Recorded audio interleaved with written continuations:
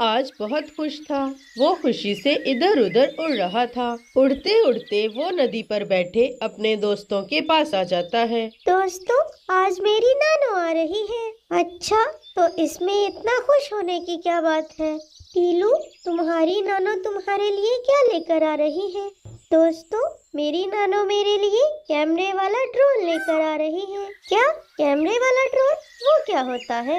उसे हम हवा में उड़ा के खेल सकते हैं और हम ज्यादा ऊंचाई से वीडियो भी बना सकते हैं। चलो ठीक है दोस्तों, मैं अब चलता हूँ। मेरी नानो आ गई होंगी। ऐसा कहकर टीलू वहाँ से चला जाता है। जग्गू भी जल्दी से अपने घर चला जाता है। माँ, मुझे भी ड्रोन लेना है। टीलू की नानो उसके लिए ड्रोन लेकर आ रही है, वो भी कैमरे वाला। लो, अब नई मुसीबत आ गई। ये बूढ़ी चिड़िया भी आए दिन इसे कुछ ना कुछ ला कर देती रहती है और तुम्हें मुझे तंग करने का बहाना मिल जाता है। प्लीज माँ, ले दो ना। जग्गू बेटा, मेरे पास इतने पैसे नहीं है। तो फिर ठीक है, आप भी नानो से कहो कि मुझे भी कैमरे वाला ड्रोन लेकर दे। नहीं नहीं जग्गू, तुम एक काम करो, तुम टीलू का ही ड्रोन चोरी कर लेना। क्या सच में माँ? तो फिर ठीक है, आपको मेरी मदद करनी होगी। जग्गू बेटा, थोड़ा सब्र कर लो, अभी उसकी नानो ड्रोन लेकर आई भी नहीं कि तुम चोरी करने चले। टीलू भी अपने घर पहुंच जाता है। नानो, नानो आ गई, मेरी नानो आ गई। नानो, मेरा ड्रोन कहाँ है? बेटा, थोड़ा सब्र करो, मैं लेकर आई हूँ। मैं अपने बेटे के लिए कैमरे वाला ड्रोन कैसे लाना भूल सकती थी। ये लो टीलू बेटा। टीलू की नानो उसे एक डिब्बा देती है। टीलू वो डिब्बा लेकर घर से बाहर आ जाता है। बाहर आकर वो डिब्बे में से अपना ड्रोन बाहर निकालता है।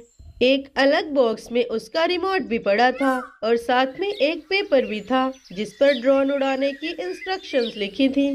टीलू बड़े ध्यान से सारी इंस्ट्रक्शंस पढ़ लेता है और सीख लेता है। फिर वो अपना ड्रोन उड़ाने लगता है। टीलू बहुत खुश था क्योंकि उसका ड्रोन बहुत अच्छे से उड़ रहा था और वो उसे अच्छे से कंट्रोल कर पा रहा था।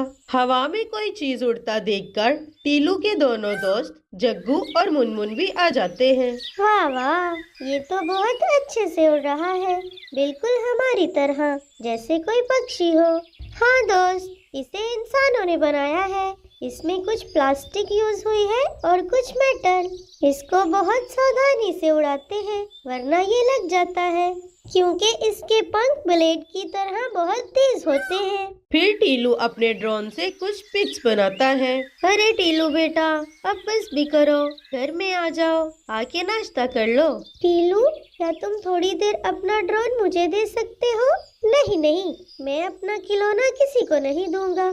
अभी तो मैंने खुद भी इसे चलाना नहीं सीखा, तुम खराब कर दोगे। जग्गू उदास होकर अपने घर आ जाता है। माँ, टीलू का ड्रोन आ गया है, वो बहुत अच्छे से उड़ता है, बिल्कुल मेरी तरह। जग्गू बेटा, थोड़ा सब्र कर लो, अभी रात होने दो।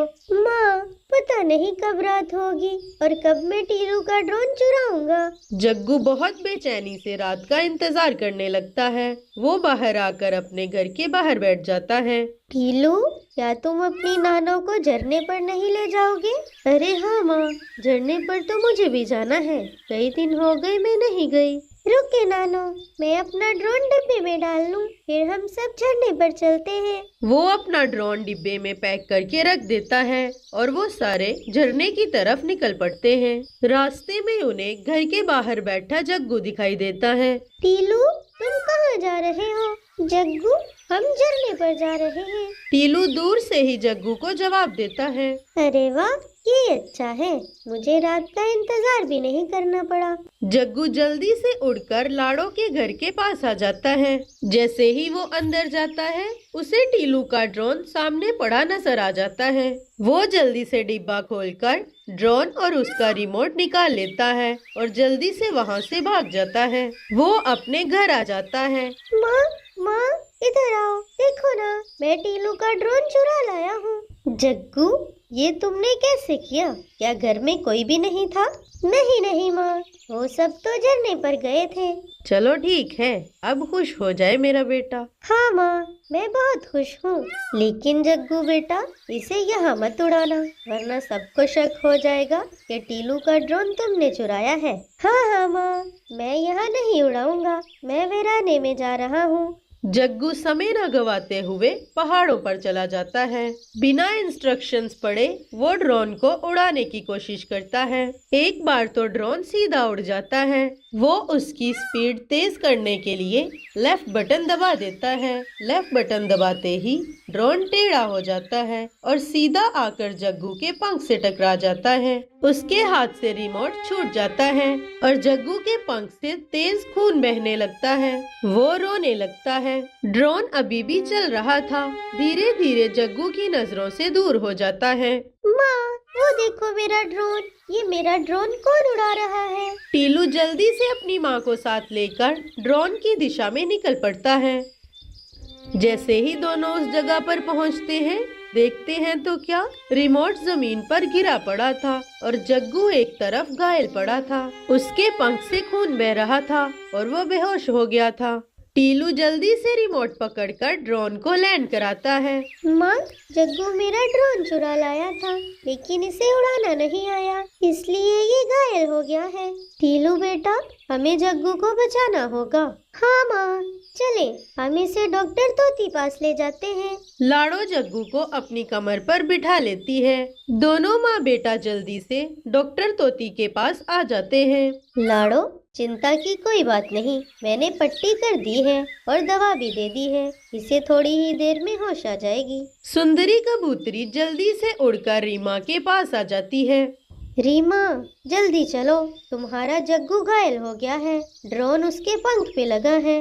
लाड़ो उसे लेकर डॉक्टर तोती के पास गई है। रीमा रोने लगती है। जग्गू, मेरे बेटे। रीमा जल्दी से भागती है। तोती बहन, क्या मेरा बेटा ठीक है ना? हाँ रीमा, अब तो ये ठीक है। रीमा भाभी, इसे ड्रोन का पंख लगा है, लेकिन आप अब चिंता मत करो, अब वो ठीक है। जग्गू भी अपनी आंखें खोल लेता है। माँ, मैं अब ठीक हूँ। टीलू, मुझे माफ कर दो, मुझसे भूल हो गई। मैं तुम्हारा ड्रोन चुरा के ले आया था और उसे उड़ाने की कोशिश की। अगर आप आज मुझे यहाँ नहीं लेकर आते तो मैं जिंदा नहीं होता। मुझे माफ कर दो दोस्त। जग्गू, आइंदा कभी चोरी मत करना और किसी भी नई चीज को चलाने से पहले उसे सीख लेना। लाड़ो, हमें माफ कर दो, हमसे गलती हो गई।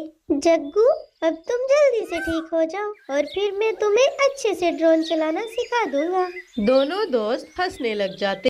दोस्तों, आप सब से एक रिक्वेस्ट है, आप सब हमारी कहानी देखते तो हो मगर चैनल को सब्सक्राइब नहीं करते। अगर आपको सफारी बडीज की कहानियाँ अच्छी लगती हैं तो प्लीज़ चैनल को सब्सक्राइब कर देना। इससे हमें नई नई कहानियाँ बनाने का मोटिवेशन मिलता है।